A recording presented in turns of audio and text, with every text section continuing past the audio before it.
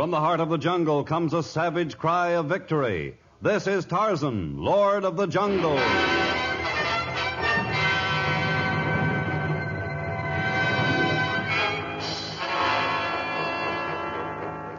From the black core of dark Africa, land of enchantment, mystery, and violence, comes one of the most colorful figures of all time, transcribed from the immortal pen of Edgar Rice Burroughs. Tarzan, the bronzed white son of the jungle. And now, in the very words of Mr. Burroughs, the story of Congo Christmas.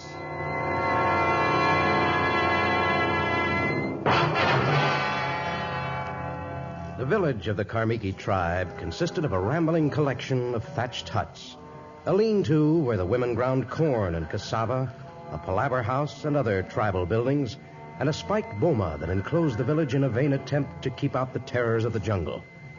But one building in the Majee stood out from the others. It was of costly teakwood and mahogany.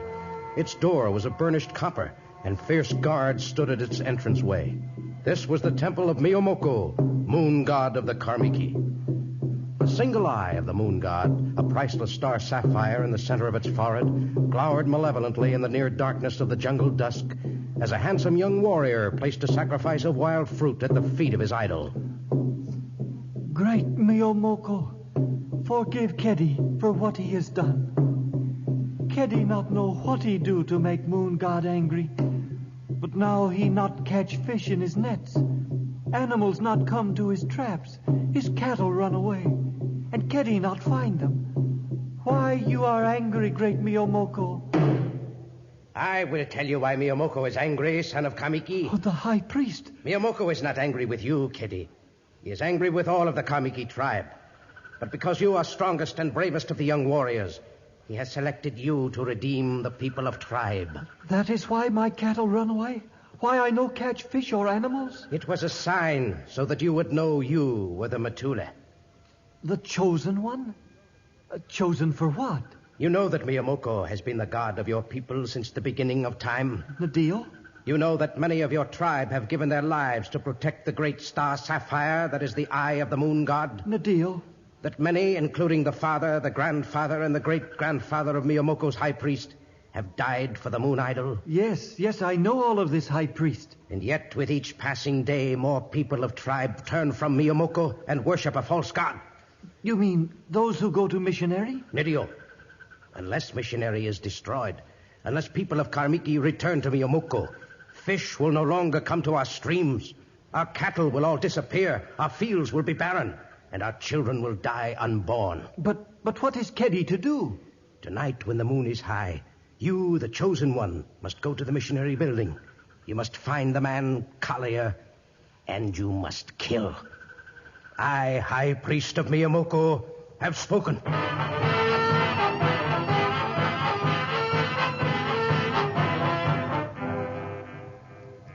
On the opposite end of the village from the temple of Miyomoko stood the small bamboo hut that housed the missionary school and church that the Reverend Andrew Collier had founded 3 years before. A distinct contrast to the imposing structure of the moon god, the fragile shelter was in a bad state of disrepair. The Reverend Collier had always meant to fix the roof and replace the siding, but other matters always seemed more important. Now, although the hour was close to midnight, he continued to work by the light of a flickering lantern. By his side, at a long table in what was ordinarily the classroom, stood Amma, a lovely native girl who was his best pupil, his most devout convert. You are almost finished, Reverend Collier. Finished? I've hardly begun, Amma. I have another 200 Christmas presents to wrap. 200? But there are not half that many Christians in the entire village. We'd be very poor Christians if we gave presents only to those who agreed with our beliefs. Would you hand that spool of ribbon over there? Thank you. There are yet many days until Christmas.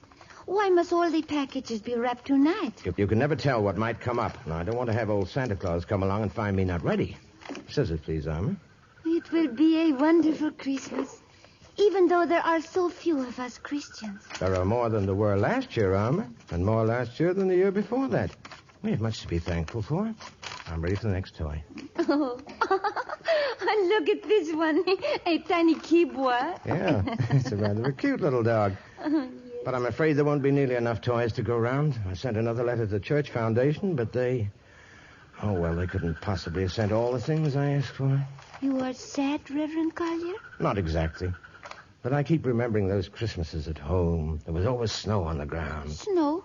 There was a window in the choir loft. That was before I was ordained, you see. At that time, I played the organ, led the choir. Well, before the services started, I used to look down at the people crossing the snowy field on their way to church. In the vestibule, they'd remove their overcoats and shake off the snow. And then the big doors at the back of the church would open and they'd start to pour in. That was my signal to begin. Usually on Christmas morning, the first hymn I played was, "Come All Ye Faithful." And they were faithful in those days, Alma. And as they entered the church, you could... Oh, someone comes late at night. Come in. The door to the mission is never locked. Kitty. Amma, I not think I find you here so late. I have been helping the Reverend tie Christmas packages.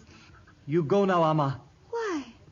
Why have you come here, Kitty? Kitty has business with Reverend Collier. But you have always refused to come into the missionary, even when I begged you. Well, you should have gone hours ago, Alma. Ketty has business with me. I'm happy. I've waited long for this day. Go, Alma. As you say, Reverend. Good night. Good night, Kitty. You look sorely troubled, Ketty. May I help you? You can speak freely. We're alone. Nadio, enemy of Miyamoko, great moon god of Kamiki. Now we are alone.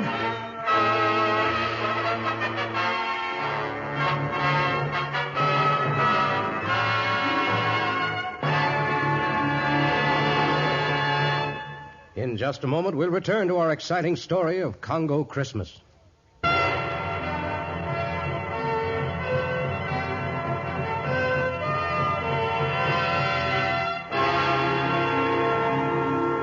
Almost a year had passed since Tarzan had visited the village of the Karmiki.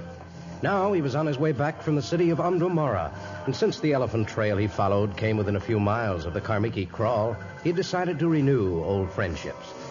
As he made his way easily through the dense jungle vegetation, Nakima, the tiny monkey who was his frequent companion, danced at his side, chattering happily.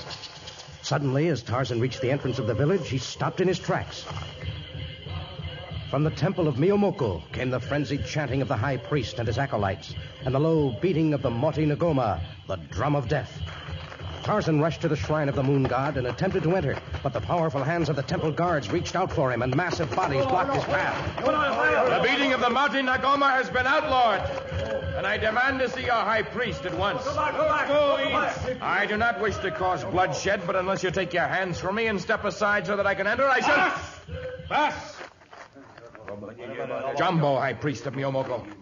Why do you come during ritual, Tarzan? I was on my way to see Nagako, your chief, when I heard the sounds of the Moti Ngoma. Whose death are you plotting now? We do not plot a death. This is but a vestige of an old custom. A custom I know well.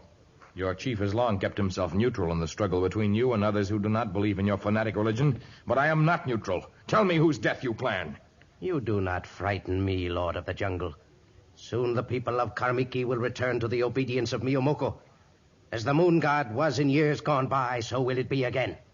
And none will dare defy its power. The missionary. It's his death you plan. By this time he is already dead. You are too late to stem the will of Miyomoko. With Nakima dodging his heels, Tarzan ran swiftly through the slumbering village. Ahead, he could see the light of a flickering lantern from inside the mission. Perhaps the life of its founder also flickered. Tarzan reached the ramshackle building at last, and he flung the door open wide. Reverend Collier, you're all right. Of course I'm all right. Come in. Close the door after you. Well, if you're busy, No. Ketty was just leaving. Nadio was just leaving. Keddy. So you were the Matula. Yes. Matula? The chosen one, chosen to kill an enemy of Miyomoko. Did your nerve fail you, Keddy, or did Reverend Collier prove stronger than he looks? Oh, you're mistaken, Tarzan. Ketty made no attempt upon my life. He came here to help me tie these Christmas packages. Oh? And the razor-sharp kizu that lies on the ground, it was not meant as an instrument of death? Ketty was merely using the knife to cut ribbons. I want you to leave now, Ketty. Neither of us will say anything about this to anyone. Santa, Reverend Collier. And good night. Good night, Tarzan. You're making a mistake, Reverend. Keddy failed once, but the fanatical followers of Miyomoko will soon bolster his wavering spirits, and even should he fail again, there are others to take his place. We must go to Nagako. He's a just chief, and he'll put new restrictions upon the high priest, and he'll punish Keddy. Punishment will not help him. He's deeply troubled and needs help. I failed in my effort to find out the source of his trouble. But I can never succeed in my mission until I understand the Kamiki and their problems. I will spend tomorrow watching Keddy. I'll try to uncover the source of his trouble, and I'll keep him from making another attempt on your life. But you must keep a sharp lookout for others. Death might come from any direction and at any moment.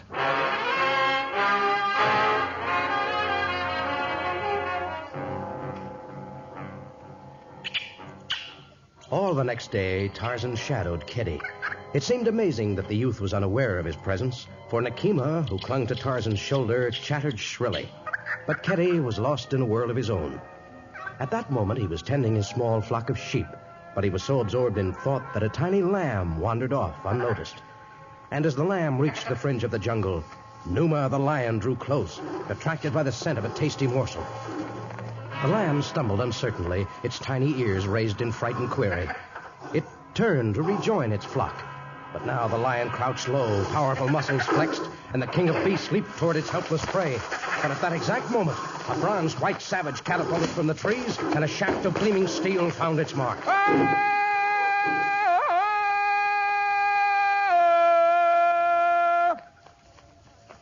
My lamb, Tarzan. Keddy's little lamb wandered off. Where is... Your lamb is safe through no fault of your own, Keddy. Oh, not Keddy's fault.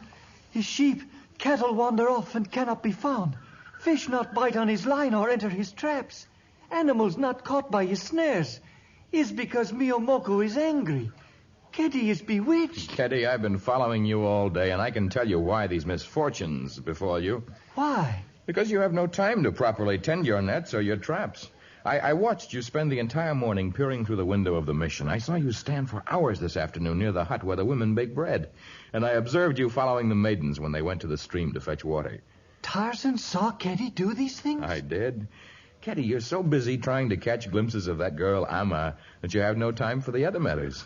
When she's not within sight, you're busy dreaming of her. Naturally, your cattle and your sheep wander off unnoticed. The serious malady from which you suffer is known as love. Is true. That is Keddy's great trouble. Trouble? Well, if you're in love with Amma, why do you not ask to make marriage with her? Although you've lost some of your possessions, you surely have enough left for the marriage price. Nadio, have marriage price, but Amma not marry me. She doesn't return your love? Is not that. Her family doesn't think you would make a good husband? Family of Amma think well of Keddy. Well, then, what in the world is it? Amma is Christian. I am what she call pagan. Reverend Collier say she cannot marry me. High priest of Miyomoko say I cannot marry her. Oh, so that's the root of all the trouble. Keddy, gather your flock and return to the village. Before another day has passed, I'll arrange a meeting between Reverend Collier and the high priest of the moon god. Perhaps I can solve your problems.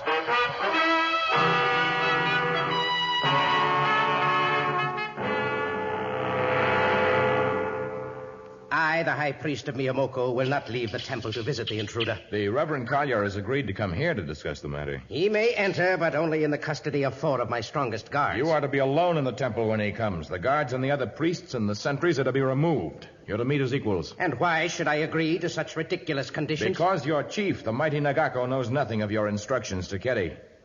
Unless you agree to the meeting as I have outlined it, you'll be told.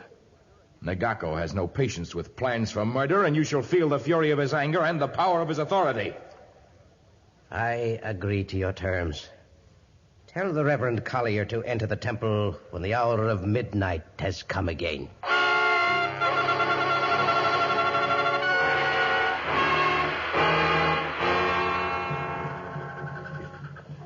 And so, in the dead of night, the missionary met with the high priest, and they discussed earnestly the love of a pagan youth and a Christian maiden. 100 yards from the temple, the people of Karmiki stood motionless, intent. The temple guard stood in readiness, and Tarzan near them watched anxiously. Even Nakima seemed filled with the importance of the moment. He dashed off frequently, and then returned to whimper at the feet of his master. After what seemed like hours of endless waiting, the Reverend Collier came down the temple steps. Amma and Keddy rushed toward him. Reverend Collier, you are safe. Of course I'm safe, Amma. We had a most friendly discussion of your problem. And the decision, Reverend Collier. Well, I gave ground and the high priest gave ground, though he was forced to consult many scrolls and sacred records. Yes? Finally, we arrived at a compromise. You are to study the teachings of Mimoko for 3 days, and Keddy is to study the word of Jesus. 3 days is not much time to absorb a religion, but at the end of that time... Stop, thief! Do not let him get away! Stop what thief? What are you talking about, High Priest? Several times while we spoke, I left the Reverend Collier alone. And when he was gone, I found that it was missing. The great star sapphire. The eye of Miyamoko. But I stole nothing. He would not steal. He is good. This is some plot of yours. You pretended to make a reasonable agreement, and then There is no agreement. There never will be. The man Collier has defiled our God. Your threats to tell the chief of my plans do not frighten me, Tarzan. Let him know. Let everyone know that I, the high priest of Miyamoko, will have revenge. Every Christian in the village shall be killed, and the man Collier shall be first.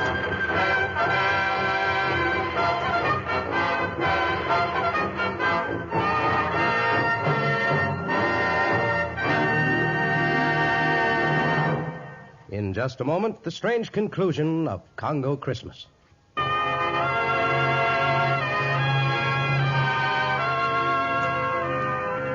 The anger of the high priest had reached the point of hysteria, and now the disciples of Miyamoko surged forward to overpower the missionary. But in the instant of the attack, the pitifully few members of the cleric's parish formed a protective circle about him. The tiny band wavered before the savage onslaught of the multitude, but in that moment Tarzan jumped to the steps of the temple. In his hand he held his great bow, and at his side hung a quiver filled with metal-tipped arrows. the first one who places a hand on Reverend Collier will get an arrow through his heart. Do not fall back, disciples of Miyamoko. Collier must be killed. No one be killed. Great Chief Nagako! Great Chief Nagako, your high priest has accused the Reverend Collier of stealing the star sapphire of the moon god. It must be plain to you that he could be guilty of no such crime. What is true can be proved. Search him. Oh, he is a holy man. You cannot believe It's all right, Alma. I've been accused of a theft, and it's only right that I should be searched. As a matter of fact, I insist on it. I search you, Collier. Chief Nagako, I'm sure the missionary did not steal the gem, and since no one else entered or left the temple, it's plain that this is only a plot to discredit him and the work he's done among your people for 3 years. No one guilty until proved so. No one innocent until trial has been held. Well, High Priest? The eye of Miyamoko is not on him. He has passed it to someone else. I know he is guilty. Tomorrow, when dawn has come, we hold trial. Nagako, chief of all Kamiki, has spoken.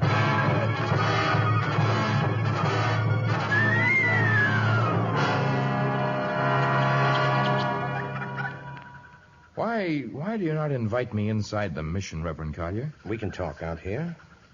There's much talk among the natives. Although the High Council did not find you guilty, there are those who insist now that you are concealing something. Why? Oh, surely you're not that blind, Reverend. This morning, a large safari arrived with many packages for you, and one crate so large that it took 2 elephants to carry. You've taken these things inside, and the door has remained closed. Can't you see that you're inviting suspicion? Perhaps. Perhaps. Even Chief Nagako is beginning to believe that you stole the sapphire in order to pay for these goods you had delivered. I ask you to tell me what the crates contained. Well, it would be easy for you to climb to that tree over there and look down into the mission. The roof's still open in many places. I will not look in without your invitation, and Nagako has forbidden the others to do so.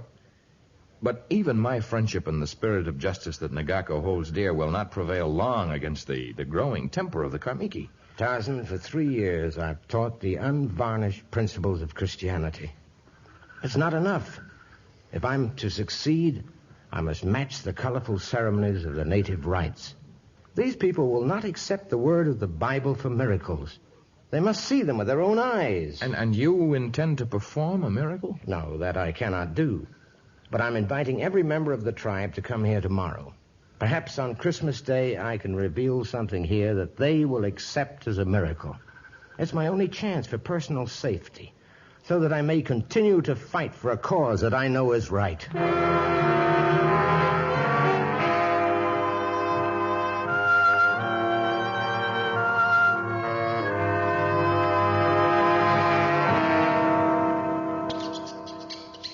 It's late, Keddy. You'd best go to Yahima. Perhaps in the morning we can try to straighten things out.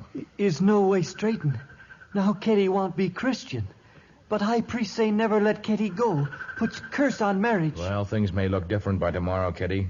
Tomorrow's Christmas, and I have a feeling things are going to happen. Keddy cannot wait long. Inside is sick. His heart... Shh, someone coming. I go. But try help poor Keddy. Be well, Tarzan. Go well, Keddy. Quiet, Nakima. The hour's late. Who is it? You are alone? Except for Nakima, my small monkey. Who comes? It is I. The high priest of Miyomoko. Come to call on me in a simple hut? No longer am I proud and haughty, Tarzan. What? My father and my father's father and his father protected the priceless eye of Miyomoko. They gave their lives that the honor of the moon idol should not be blemished. But I have failed. Would that I were dead. Your death would not solve the mystery. If only some miracle would return the eye of the moon god. Tarzan, you must help me. Perhaps if you were to speak with Reverend Collier, he could help you. He studied a great deal about the miracles of the past. If only he could perform some miracle for me, I would be his friend. No longer would I oppose his ways. If only he could perform a miracle that would restore the sapphire, the honor of Miyomoko would be saved. I know no more about the location of the missing gem than you do, and I'm reasonably certain Reverend Collier doesn't either, but he hints at a miracle that is to happen tomorrow. I suggest that you come to his Christmas party.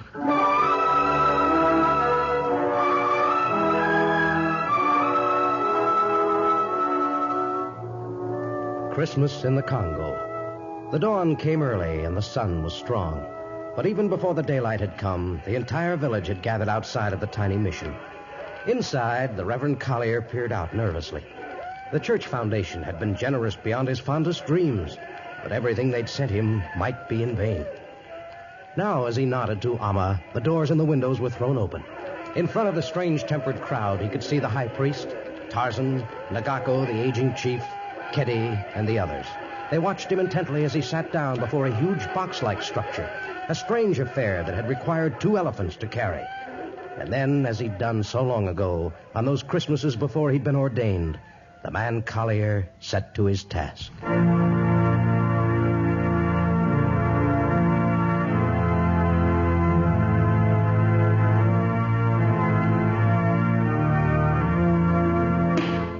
Look! Eye of moon god fall from heaven. From nowhere, right at the feet of the high priest. Miracle. It is a miracle. The eye of the moon god dropped from the heaven at the sound of your magic. This is a miracle. One I didn't plan. We are friends now, Reverend Collier. Please make more magic with the box that plays music. Perhaps it will bring a charm upon the Christmas wedding. Amma, did you hear that? Yes, Keddy, I heard. Let us walk short distance way, Tarzan. All right, Nagako. I am old, Tarzan. Soon I will go to long sleep. I would like to know how miracle happened. I do not pretend to understand miracles, Great Chief. But now that I look back, the only one who could have slipped into the temple and stolen the jewel was my tiny monkey, Nakima. It's also possible that he hid it in the one place that your people were told to stay away from, the roof of the mission house. Ah, Natio, it could be, as you say. And, of course, the roof has many holes, and the vibrations of the organ might easily have shaken it loose. But then, maybe we could be wrong. Perhaps it was a miracle.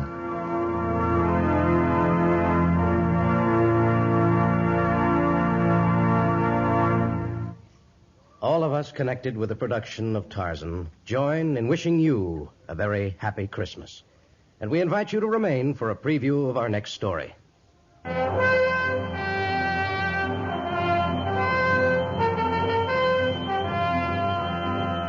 Tarzan deserts his jungle to confront the complex maze of a modern city when he travels to Johannesburg. And there, in a world so alien to his own, he meets an enemy more dangerous than the savage beasts of the primordial forest, more ruthless than the jungle-crazed men he's encountered in the past, more destructive than the angry elements of the Congo. Tarzan fights an unseen adversary in The Hand of Death. Included in our cast were Jack Moyles, G.G. Pearson, Bob Bruce, and Charlie Lung. Tarzan, a transcribed creation of the famous Edgar Rice Burroughs, is produced by Walter White, Jr., prepared for radio by Bud Lesser, with original music by Albert Glasser. This is a Commodore production. Listen to our next story, The Hand of Death, another thrilling episode of The Lord of the Jungle.